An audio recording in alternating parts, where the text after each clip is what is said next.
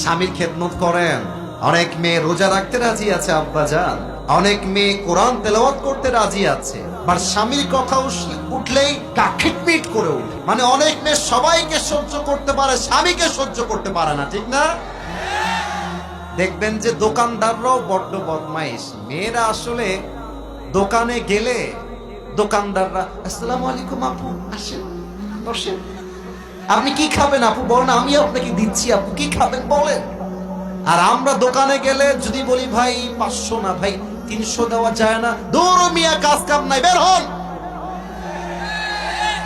আজীব। আর মেয়েরা এত দুষ্টু, স্বামী কল দিলেন, হ্যাঁ কি বারবার কল দাও, আমার কি কাজ কাম নাই, আমি রান্না করতে বসেছি, কল করো, বাজে ব্যবহার করে। আর অন্য পুরুষ কল দিলে আসসালামু আলাইকুম ভাইয়া, ভালো আছেন ভাইয়া, ভুলেই তো গেছেন, কবে আসবেন ভাইয়া আপনি? আমার প্রিয় বোন, রমজান মাসে আউল ফাউল পরকিয়া নয়, একমাত্র স্বামীর জন্য আপনাকে নিবেদিত প্রাণ হয়ে কাজ করতে হবে, ঠিক কিনা?